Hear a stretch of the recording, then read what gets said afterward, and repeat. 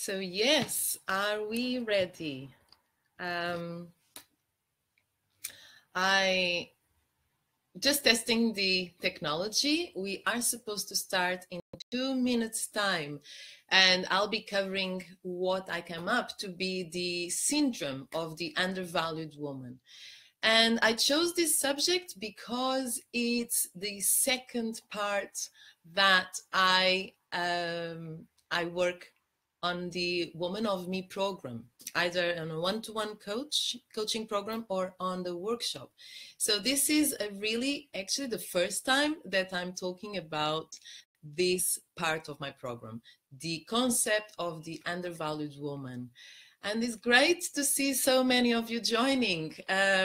So I know that many of you who have given me feedback do not see these videos live. You do it exactly like I do. I also, most of the videos I'm interested, I don't see them when they are happening, but I'm using this Facebook facility so I can get in touch with you and connect this part of my work with you.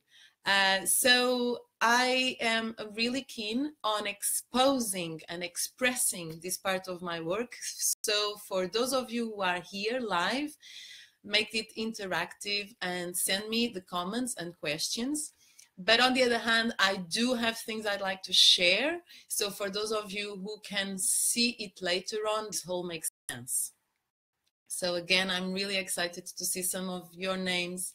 That means so much to me. You've been in my life for so long, and those of you who have come in much more recent. And I feel quite vulnerable because some of you know me very well from past lives in this realm. And it's interesting to see that you are here and you are witnessing what I'm doing these days. I hope it resonates with you, and I hope we can carry on connecting and see if my work can help you somehow, so I also develop. So yes, what is the undervalued woman? In fact, I take this, again, as I said, as a part of the work I do in my program, which is mainly directed at women. Hello, hello. But the symptoms and the tools of recovery that I'm going to be talking today are applicable to anyone, of course. So the difference is that when we are born as women in this planet on Earth, we grow up under certain constraints that are becoming quite, let's say, easy to talk about these days, because women's empowerment, women's workshops, women's circles is all becoming very mainstream. There's quite a few events that are happening in the main political sphere that are helping this movement to grow and to actually stop being on the underground and expressing where we are as women in society, particularly in the West, of course, in our Western society. But on the other hand, we also know that when we are born as men, or when we actually become active citizens in our societies, we go all through the same factors of suppression, and they will manifest differently. So, as I said in the introduction, the undervalued woman is applicable to all of us, independently of the gender. So you may want to ask me questions of how these things are applicable to your case, independently of your gender. But on the other hand, I can hear that it will really resonate with specifications of the environment and the suppression and the repression that has been happening to women for centuries after centuries, and is now becoming really up in the open, and we can discuss these matters much more openly and together, and gain from these insights. So the undervalued woman, what is that? Well, as the name says, is basically the state that we achieve when we've been in circumstances where we felt undervalued. Either undervalued by our environment, and that means by other people, by the circumstances that we live in, or undervalued by ourselves. Because as a consequence, as we grow up not knowing exactly what our value is, then we may develop this tendency of undervaluing ourselves. And that is the first symptom. So if we live in an environment where our values are not, our value is not recognized and rewarded in some way, which I'll be talking about this later, then the first symptom is that we start undervaluing ourselves. So I put this as a plateau. Undervalued woman is a woman who has been either undervalued by others or undervalues herself. Okay, and this has a presentation and shows it in different signals, shows out with different symptoms. So I would like to know if you could share, if you could tell me what will be the symptoms of a person who undervalues herself or has been undervalued by the environment where she lives. So I leave this in the open because there's many different manifestations of how this concept affects us and how we start behaving from this perspective of ourselves. Okay. For me, the symptoms are there's a list. When I work this with clients and in workshops, we go through the whole list of what I figure out to be the main symptoms. And I put them in steps because they go one after the other, like in the body, like it happens in our physical conditions. Very often, one symptom, when it's not respected, when it's not supported to move on into healing, that symptom transforms into other symptoms. So we start getting a more complex picture of our physical body. It's the same with our emotions. It's the same with the way we manifest our personality. So the main symptoms that I find when we are undervalued is that the first is we do not take care of ourselves. It's as clear. We cannot see the reason why we should take care of ourselves. So the first symptom is we do not take care of ourselves. So can you resonate with times of your life where you know that you are not taking care of yourself enough? And as a consequence, but it comes normally as a tandem, we do not receive care from others. So when we are undervalued, those two things operate. We do not take care of ourselves and we do not accept others taking care of us. And you can imagine what are the consequences of this. Yeah. Julie Gray is saying lack of confidence. Yeah, that's just stays. And what is lack of confidence? Lack of confidence is a lack of belief that we are able to do something. So the consequences of lack of confidence is we have a lack of belief that we'll be able to do something in the future. So there are consequences of developing that sense in us that will very likely continue to perpetuate this idea that we are unable. So that's why I said in the beginning that when we are undervalued by our environment around us, then we also start undervaluing ourselves. So, and then when we undervalue ourselves, we do not take care of ourselves. And then we cannot take care of, or let others taking care of ourselves. Yes. So let me just tell you, it's really nice to see some of you here and some of you that are always there and inspiring me. And those of you who are new to see me here in this environment, I really welcome your feedback too and your prompts, because for some reason you are watching this video with me. And so that's it. It's the opportunity for me to tailor what I'm about to share with you for your questions and your inputs. So thank you for joining and interacting. I hear Rita Desterro saying again the question developed because when a question is repeated, then it means that we need to take care of it again and we need to, let's look into it. So okay, so carry on analyzing what would be the symptoms of the undervalued woman or the undervalued person. So if the person is not taking care of themselves and they are not receiving the care of others, I think we start having just a tandem of symptoms in our lives. And I suggest you to, what are the immediate symptoms of not taking care of ourselves? Everybody knows, yet do we see that in our lives?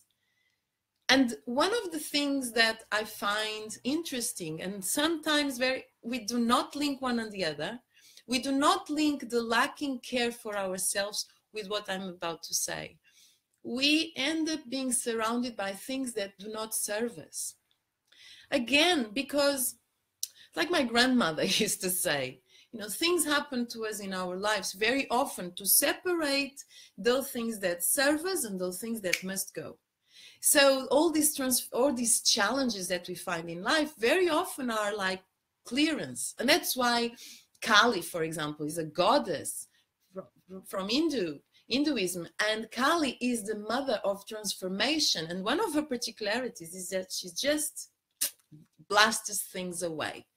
And why? Because when we have to transform, we have to move on, when we have to become healthier, when we have to change jobs, or when we are under a big health challenge, those are the moments where very often we know that a lot of things must go.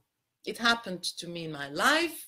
Our focus becomes very certain, and we know that we have only energy for things that are really worth it. And one of the things of being undervalued and not knowing our value is that we make ourselves surrounded by things that do not serve us. So that is quite another thing that we have to analyze. Am I in a situation that actually serves me? Does this job serves me? Does this way of working in my job serves me? Or am I just allowing the flow of things to go and to go because I actually don't know my own self-value? So that's the first thing. And then, of course, if we are surrounded by things that do not serve us, by people that do not serve us, by dynamics that have done their job, but now they don't do it anymore, we become exhausted. Yeah, and that's another symptom. People that are very often exhausted, they go and they ask their doctors, am I anemic? Am I eating well? Very often it's like, am I sleeping enough? Yes, but actually one of the emotional backgrounds and picture that may be happening there is that there is not enough self-care and there is not enough self-value. Awareness that you must take care of yourself comes from an awareness of our own value, of your own value. So treatment with partners, allowing bad relationships to continue. Thank you, Julia. It's really like that. It's like, how many of us have been in this situation? And it doesn't mean that, and we will go there, that knowing our value means that we are all the time expressing that to others. That's another thing, and we'll talk about that, our ways of recovering from a state of undervaluing. But having this practice, this inner feeling that I am value the amazing blissful existence that I provide to myself and to others and to the world, if we have this it's very difficult that we make ourselves in a position that it doesn't work for us. Okay, even if, for example, going through a relationship that is difficult, that doesn't mean that it doesn't serve us. Sometimes we do need to be in relationships, and we want, that gives us work, and we work with our partners. There is conflict, but we resolve the conflict. We grow together. We feel there is a relationship, and the relationship means that we progress and we develop something alongside each other. But it's when we don't see progression, when it's not working for us. And what is working for us is normally things that allow us to progress, allow us to develop, allow us to see hope, to see the next step. So yes, so being surrounded by things that do not serve us, being surrounded by eating habits that do not serve us, serve us. Not taking holidays that serve us, but may serve our partners or our colleagues or our company. So not making the choices that will provide us in an environment that is positive and beneficial to us brings us exhaustion. And everything feels difficult and it's exertive. And then another typical symptom is that you may want to look at is when you find yourself give your time away too easily, because it's impossible to go to serve everybody in this day and age. It's impossible. I mean, I can imagine these shamans in wherever they are, either in the savannah in Africa or in the forest in Amazonia, these shamans that they sit there, they have a calm life, they develop spiritually in such a way they can serve as guides. They are in a place where people come to them and they seem to be so available. Even them take time off, even them select the moments where they deliver, they share. They are selective in how they deliver their time to others. Why don't we do that in our lives where we are not shamans? Whatever we are doing, we are very likely serving others, and we are very likely producing something that will benefit others. And then in our family relationships, we're also sharing our time. We are sharing our skills, our heart.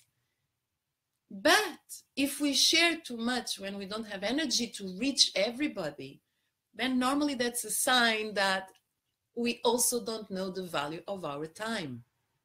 So I say this because the idea is to point out some signals to you for you to know, am I undervaluing myself? Or am I just, another way of looking into when time that is wasted away, very often we say, oh, well, I cannot say no. I cannot say no to things, so I accept everything.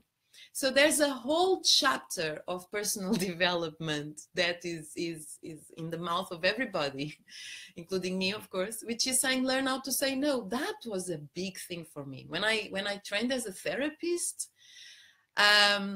there were so many interesting things, because I remember my tutors and my mentors saying, oh, you have no problem with the academic stuff. And it was true. But what was your really, really big thing for me? And they said, you know, you will have to work on this if you want to become a practitioner in sustainability, as I was always saying.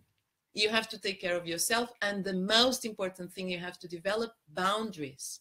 So you have to know how much time you're going to give in your consultations. And if you give more time than other people, then analyze what is perhaps the consequences. Can you see as many clients as if you were doing shorter consultations? So all these little questions.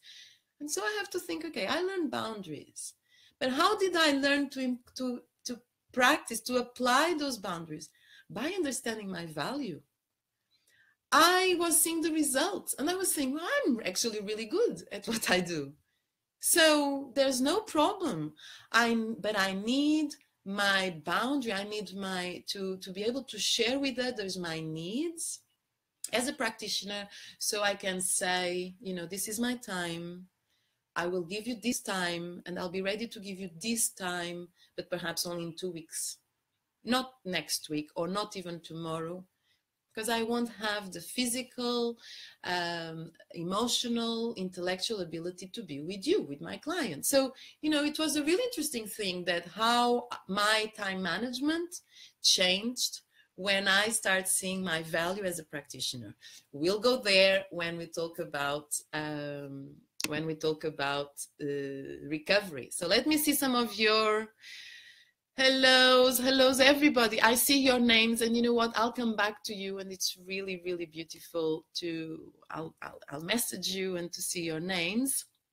Elisa says, when I feel undervalued by another, then my resentment builds, and I then undervalue that person because I believe they are not capable of valuing me. Yeah, this is messed up and I'm guilty. Thank you, Elise. It's okay. So we are in a situation. So, but actually this comment of yours comes from an awareness, a deep awareness that you know your value, you know, and that is something I really believe, that deep inside each of us, we know our values.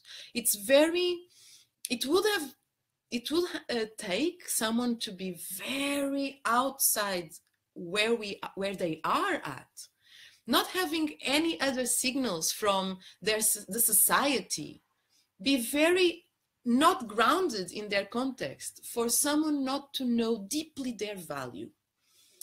But there are so many steps between knowing deeply my value and actually be able to own it and to express it to others. So what we're talking about is a value that I know I've got, but I'm not even aware I've got it.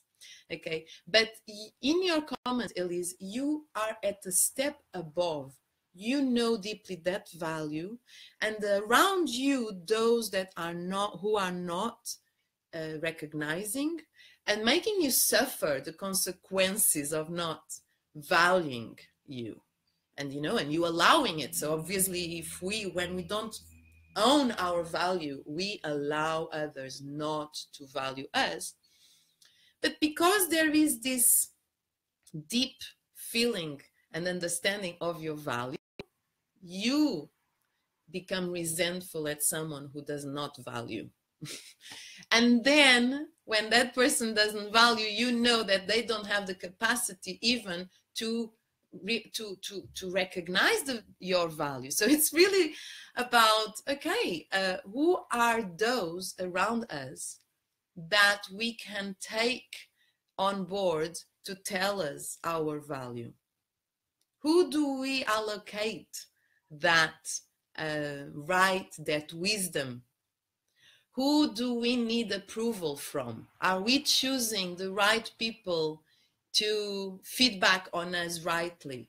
That's the other thing. And it's, let me see, another question. Do you have any clear advice on how to help when your partner clearly lacks confidence? I feel it is hard to help sometimes in a genuine way, rather than her feeling I'm acting just to try to help, if that makes sense. I think I know what that means, Nigel, and I will really come back to that, because it has to really do, what do we do when a friend, a partner, our lover lacks confidence, and what can we do? How can we contribute to someone else developing their own confidence? So we're going to really cover that. So let me just finish with the symptoms, because the idea here is that perhaps as I'm speaking, you can recognize some parts in your life where you, oh wow, perhaps this is happening, and perhaps that's because I'm undervalued. I'm undervalued, or I undervalue myself. Okay, so we were going through this. So far we have talked about that in terms of stages. Someone who is undervalued or undervalue themselves ends up not taking care of themselves and not receiving care of others. And this has the consequences that we end up being surrounded by things that do not serve us. Very often we feel exhausted and we give our time away. And so all these things are related. Okay, so how does this look like? And now let's go into more practicalities. And like Julia said before, mentioning relationships, yes, we stay in relationships that don't serve us. Another thing that happens is we isolate ourselves. And I don't know about you, but that definitely has come to me. When I'm feeling more doubtful about who I am and my capacities and my skills and my place in my society, in my community, I feel that I tend to isolate myself. you know, and some of my closest friends actually know that. Then like, you haven't been in touch for a while. Are you okay? Is that just a creative spurt? Because that could also be the other coin, the other side of the coin, is that if I'm not speaking for a long time, is because I've been very busy doing something new, and then I come up with all these new ideas. But one of the reasons may be because I am undervalued. Okay, so isolation. We isolate ourselves, and we don't isolate ourselves necessarily from everybody. We isolate ourselves from people who perhaps know us very well, which is interesting. It's very ironic, because we may feel that we cannot deal with the truth, which is a big thing as well, and we would have to develop this theme. Okay, why do I isolate myself, particularly from those who know me better and who are loving me more? Another thing is that we feel bored. That's the typical thing. We feel bored. We are not enthusiastic about life, again, because we feel there is something lacking in our vitality. We lose opportunities. So that's the other thing. Ask yourself, why am I losing? Oh my goodness, these people are coming into my life and I don't invest, or I don't stick to that relationship to give it a try, or can't say yes to these job opportunities, or oh gosh, those projects are always falling down. I mean, it's really an important thing to look. Am I valuing myself enough when I have the feeling that I lose so many opportunities? So it's very likely that it's because our self-conscious is not helping. Okay, and then another thing as well is to feel in constant conflict, you know, and even feeling guilty. So we feel guilty for not having had the time for others because we are totally exhausted, or we feel guilty because we lost opportunities, or we feel guilty because now I isolated myself and in fact I'm feeling so bad, but I should is to be out there. We feel guilty because we let ourselves be in relationships that don't serve us. We feel guilty because we allow ourselves to be in a job which doesn't serve us anymore, and we don't serve the job anymore because we are unlikely to be performing so well if we are in a type of profession that doesn't resonate with us, etc. So we start feeling guilty about all these things. So that's another symptom of an undervalued woman and an undervalued person. And so watch out for all these things that I've repeated, and you can figure out a little bit later and reflect on this list of things that I've given you. Because what I do is that, as I explained in the beginning, when I start talking about these issues is because I take my participants and my clients in this journey of understanding, okay, are you aware of your value? Because if you're not aware, we are going to realize that. So last week we spoke about limiting beliefs, because that's, okay, what is there in my mind as the way the world operates that perhaps is stopping me from creating the life I really want? And then it's like, okay, but do I know my inner value? Am I in circumstances where I can give myself the caring that I need in order to go to the next level? So this is the second level of my work with my clients, and in particular in the woman of me, that's where we go. Okay, and then we observe. Okay, we are very likely not knowing our value, and these are the consequences. But there is one consequence and one symptom of an undervalued woman, of being an undervalued person, which is the physical ailments. So all the things I've spoken about is behavior, the way we feel, emotions, and in fact, just how we manifest outside in the world. But I can tell you that many of these symptoms manifest physically. And it's not just me saying this because I see it in clinic and I can associate, and it could be a little bit of a coincidence. But that's where the traditional medicine systems have been working for thousands of years. There is no separation between how we operate physically and how we operate emotionally. Everything is related. And it's interesting that now science is actually helping us to talk this language in politically correctness environments where we need to explain everything scientifically. Yes, we are now understanding that some organs go down in the root of emotion, stress. But what is important is that we don't even have to go into those details. We know that if we are exhausted, if we cannot stop, if we are isolated, if we are surrounded by an environment that is not beneficial to our development, our body will start to feel. And that is where I get many people on, is that there is actually an effect of being undervalued in our body and in the long term with chronic presentations. Okay? So before I go into how to recover from this, I am looking to see who is joined, who is here, and isolate, bored, lose opportunities, in constant conflict, feel guilt. Yes, Rita, you just summarized. Very good. Yes,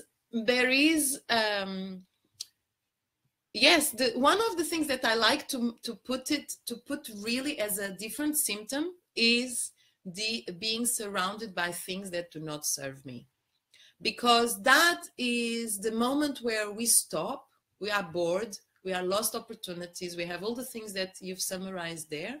We stopped, we observe what's around, and it's like, you know what, I'm like nothing. Gosh, and that is the moment where you say, okay, perhaps now it's the time to look of how do you see yourself? Okay, it's that moment when you stop. And have you been taking care of yourself?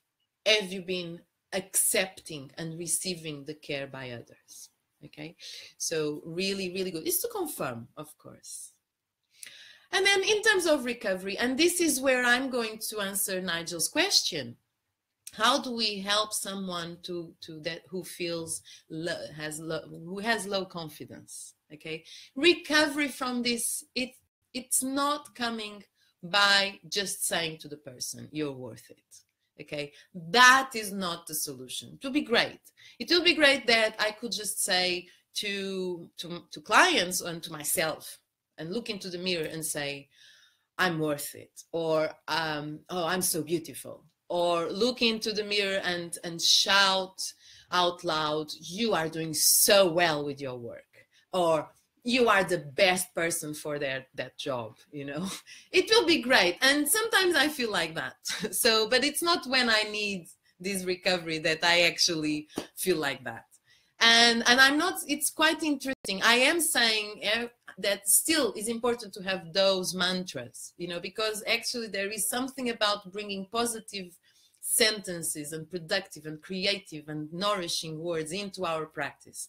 You know, I am worth it. You know, how many times have we, I mean, I don't even have a television, but how many times we still remember the advertise of a campaign when they say, because I'm worth it. You know, it has an impact, even one way or the other. So it's important that we still give some value to the positive messages. Yes, I'm great for that job. But when we are really undervalued, it's not the way. Because yes, as a partner of that person, you say, darling, but you are so amazing, you know, you are going to be able to do it. Okay, so one of the things is that yes, we can start with that conversation, but as a starting point, we can help and do it to ourselves. Look to the back, look to our timeline. That may be a help. Look how your life has brought you this awareness that actually you are able to do things, and there is value in your life and your existence, and you are different. But in order to really look into recovery, we need to understand, okay, what is to value ourselves? What is that? Are we, because we end up being in these situations at schools, for example, where kids are being, oh, I forgot the word. They are being praised. Okay, praise.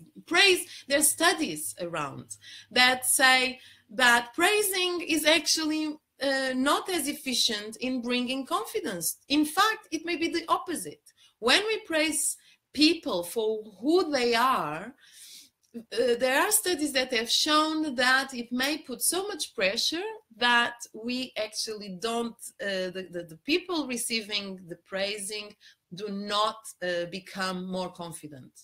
Okay, so what is the difference? The difference is, for me, I find that is to be realistic, which is, it feels a bit like, oh, really? Okay, yeah. Because, okay, so in our conversations with those that we are helping, one of the things is that, okay, you are here, right? We have two choices: or letting life happen to you, or be part of that life. And so this is the stance that we have to have. That is precondition. In order to recover from undervalue, we need to take the stance that we are responsible for our life. And that is something that we just have to understand, because if we have very much this idea that, okay, I am the result of what happens to me, rather than saying I am the result of what I do with what happens to me. In fact, this is another thing that in terms of health is the same. I'm not what I eat. I am what I do with what I eat. So, but this is for another webinar when I speak about gut health and how to have your own diet, the diet that serves your physical conditions and your emotions. But for now, we're going to say, I'm not what happens to me. I am what I do with what happens to me. And if this is almost like one of those things that we have to bring into awareness. And this is the starting point. So going back to Nigel's question, that's it. If we want to support someone, that is the first thing that we need to develop. And so a person starts developing, okay, so if I am what I do to what happens to me, how can I do better? Well, that is the part of skills. And that is the part that I'd like to share with you. Yeah, there is a part of recovery that comes from developing skills, okay? So I do this in two stages. One is to develop really this awareness. Okay, I am going to be participant in what happens in my life. And the second, which is puts that on pause, the second is have pleasure. And this is when I come with all the baggage of my work. And for those of you who know where I'm coming from, who have seen me working as a physiologist, who have seen me working as a naturopath, who have seen me giving lectures on foods for sexuality and orgasm, you know that this is my motto, okay? We change our lives by adding pleasure. And these are not related, okay? I want this to be a separation. One is the things we do to change our lives, and the other is adding pleasure to our life, okay? And why do I add pleasure to our lives? Because there is a change in our chemical presentation, and therefore, as a consequence, in our emotional presentation, in the way we see the world when we have pleasure in our life. Okay, and that comes from engaging in activities that we like. So it can be as simple as that. It has to be complicated. So that's the other very good step. And by adding activities we like, we start developing a well-being feeling inside us. Okay, there, from well-being feeling, from these emotions that we develop, from the chemical environment that our body is in by having pleasure, we start having a different perspective to life. And this is physiology, okay? This is not yogi conversation. This is how our bodies, our minds see the world differently when we engage ever so often, at least regularly, in activities that are good for us, that we like. Not that are good, let me correct that. That are good for us normally, if we are healthy, means pleasure. But no, let's go into this idea that I like, okay? And then we are in a position where we actually feel positively, chemically, emotionally ready to see the world differently, but we may not yet see it. And so that's where I come to be realistic. And this is when we realize, okay, what is really my value? Who am I? Let's look. Let's learn skills to see how I am, how am I different, how am I precious, how am I the same, what are the things I need to develop, what are the things that I have that I don't need to keep developing because they are already great. So we need to become realistic about who we are and who we need to be and what we need to develop in order to become the person we want to be. And that's all. That's all. Then from that on, that's the work we do. There's no PhD on this. You know, it's not physics. It's just basic. We see where we're coming from. We see how we want to live our life. Therefore, we develop the skills that will help us to get there. And in the meantime, we know that our life depends on what we do with the things that come in our direction. And we make sure that we get an activity that gives us pleasure. So, okay. And this is, then it's be realistic about who we are is the work we do. Okay. So how could we be realistic? What do you think that we need to develop? What are the skills that we need to develop in order to become more realistic about who we are and therefore start knowing ourselves? Okay, I'll start to tell you. And I've mentioned some already because that's the way I talk. I interlink everything and you may want to go backwards to understand where I started, and it's absolutely great. But the first thing to be realistic is to create a space where we learn to say no. We just learn to say no. We have to be able to say no to the circumstances that when we feel in our bodies, we don't want to be in. And it's wonderful to see some of your names coming in. Thank you so much. And I just, as the moment I am saying no, and I'm saying these things about learn to say no and learn to say yes, is my tango teacher comes into online. Thank you so much, Bianca, for our last session.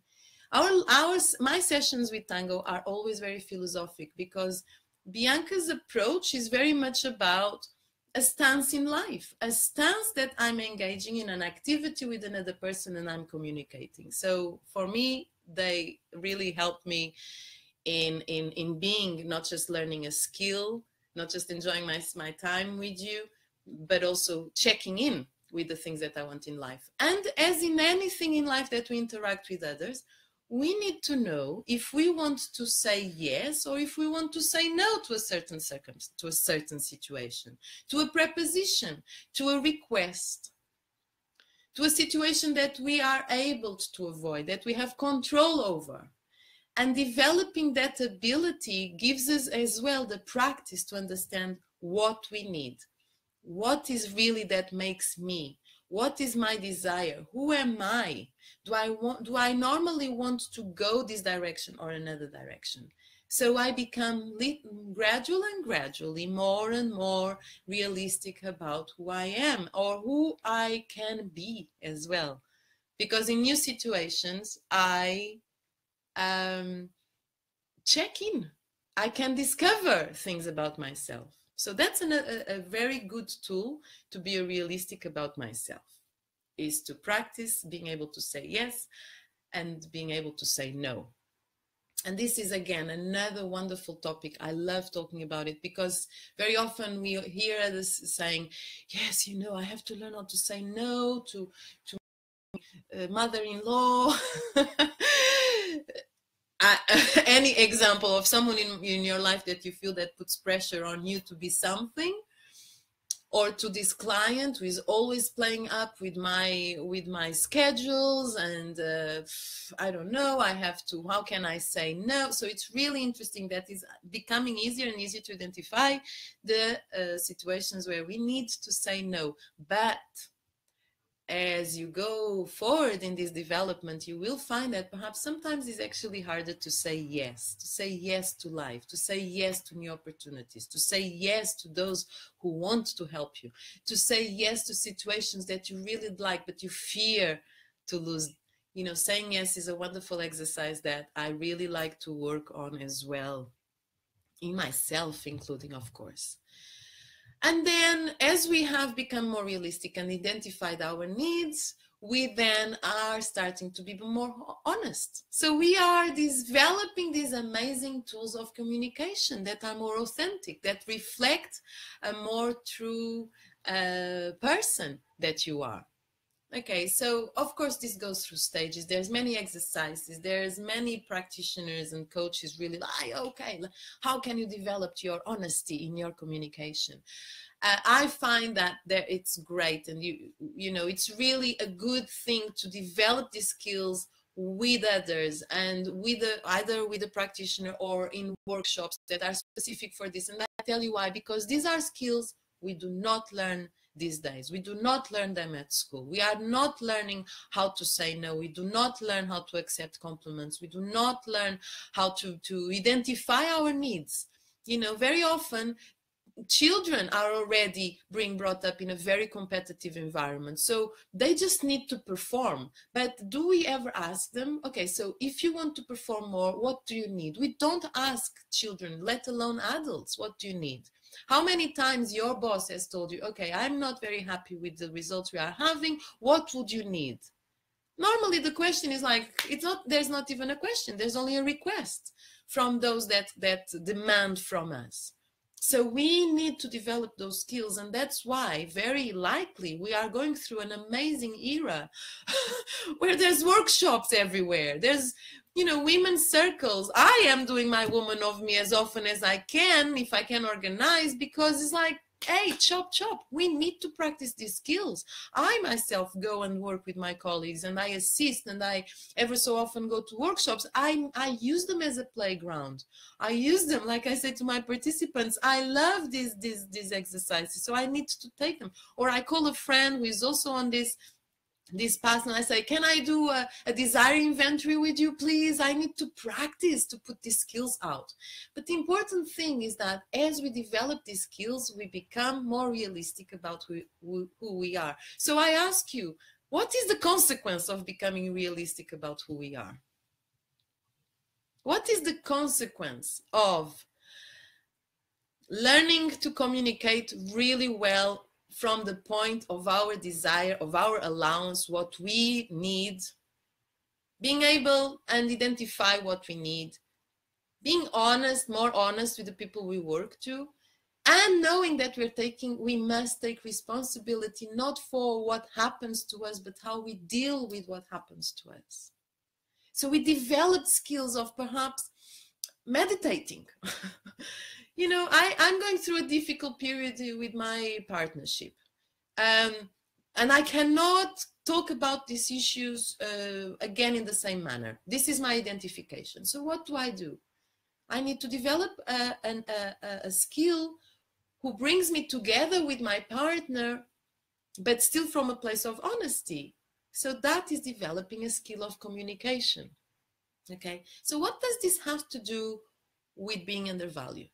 Okay, for me, it's because once we are realistic about who we are, we don't have to worry, because our value starts popping up, because then we are all different, and all of us have amazing qualities. But if we are always looking outside to see if our qualities are reflected by the others, we will never understand or realize or identify the qualities that are ours, that are only ours. So that's why when we developed these skills and we become more realistic about who we are, we see the things that makes us different, and we become to know our value. And this is going back to the question that we had before by Nigel. How can we help someone who has low confidence? Well, with the things that I've shared with you, with the different stages, helping that person be realistic, not doing the path for them, but allowing them the space to really go deep into their honesty, into their, okay, so what do I need? Who am I? What do I like? What I dislike? Can I say yes to this that is being offered to me? And so this person being realistic about themselves, little by little, they will start bring the proofs that they have certain qualities. And as they experience new opportunities and they are realistic about their qualities, then they are more likely to take steps forward. So they start confirming that they are able to overcome obstacles. So it's evidence. We cannot say to someone, you are great, as a treatment for undervalue, but we can definitely encourage that person to surround themselves with activities that they like, with energetic and nourishing environment, so they can actually express themselves. And very often this is very difficult for partners, because we like to see our partners well, and our heart goes into fixing them. And we think that one of the ways of fixing undervaluing is by praising. No, it's actually more efficient. It's to allow that person to go reflect and ask, okay, but I'm actually not so good about this part of my life. Let's say in tango, you know, what is the point? And this, again, I speak with Bianca a lot about this. What is the point going to a class where I'm not told what I need to improve? I have to be realistic, but I become the better version of myself when I identify, well, yes, I am not able to dance that way and like the other, etc. Okay, wait. Concentrate on my self-development, concentrate on my practice of tango. And then I see, oh yes, actually, you know, perhaps I am not able to do certain things, but I'm enjoying, you know, and I'm bringing something else to my practice that is part of my own pleasure. So I become less dependent on how the world reflects my value onto me. I don't close myself, I do not isolate, but I become more independent. And that is the way to recover from being undervalued. Okay, so first we take charge of the things that happen to us in our lives and how we react to them. Then we give pleasure, and I will talk about pleasure as a healing tool in another webinar, or in the materials I want to put out there online for you to download and benefit from my take on things. And after giving pleasure to yourself, you start really knowing yourself and listening to your heart.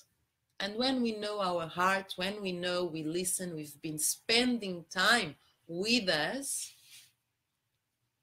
we then are just basically being in a situation when we can value ourselves without depending on anybody, on the others. Okay, and that is the antidote. The antidote to a society or to a community or to even a family environment where we feel undervalued is not moving into a society, into a community, into a circle of friends who are always praising us or do not point out the good things in us. No. The antidote for being undervalued comes from listening to our heart. And what this means, well, it's all the things that I've told you in this webinar. It's developing the skills and nourishing yourself so your mindsetting can start changing.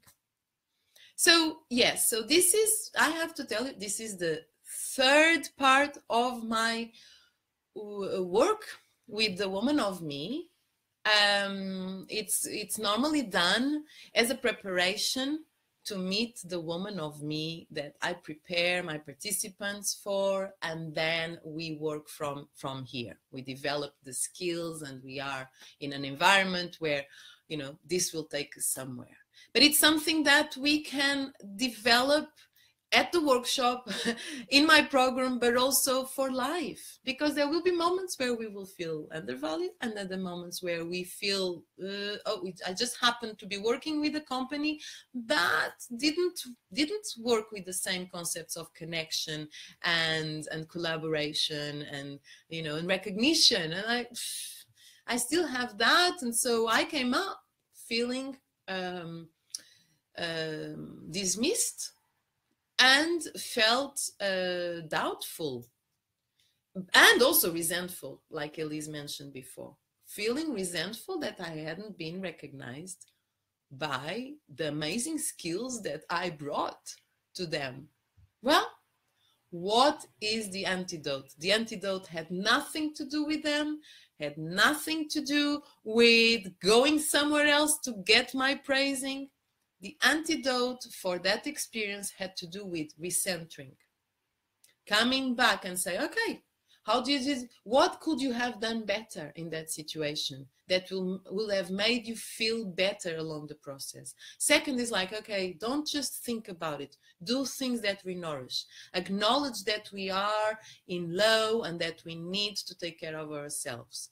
And then start checking in. Have you said no when you wanted to say no? What do you really want for the next stage of your work, etc., etc.? So by the end of it, yeah, I was undervalued, but I am not undervalued anymore. You see, that's the difference. Developing skills to really come back. And so this is really great. I love connecting with you. We are about to finish. I had said to some people that I would be talking much less in this webinar, but I just carry on. And it was a whole lecture on the undervalued woman. But this is what we do in the workshop. So for you who are registering and want to know, this is the first part of it. Then we go on this journey and knowing and nourishing and beautiful with dance and the ritualistic inclusion of the woman of me in your lives. I have as well been invited to give a workshop on pleasure and healing in Portugal next time I'm there with you. In London, we have one coming up very soon. It's the Woman of Me London March, the 10th and the 11th. And I can't wait to see you. It's going to be amazing. And honestly, it's like a really beautiful opportunity. And stay connected, really. It's the reason why we do this. It's not about teaching. It's not about being a student. It's not about learning the truth from me. It's about you feeling the experience in yourselves and developing your own critical, and we embark together in this journey. I have a few skills that I've developed because I like to share my work, but in all deep gratitude, honesty, and connection, we do this journey together. So there's really something there for all of us. And just living. Thank you so much for your hearts. I've been seeing them. I haven't been acknowledged them in my words, but they've been really giving me the energy and connection that feels a bit ironic that we are in this. Thank you, with the little pictures coming up. And this world of technology, we do have to make it work for us. Of those that are connected to me on Facebook, you may now know my stance on these things. Stay put. Tell me your thoughts. If you've learned something new, tell me what it was. And if you'd like to know something that I haven't covered, let me know too. I love to interact with you. So, leaving now and stay connected. Bye.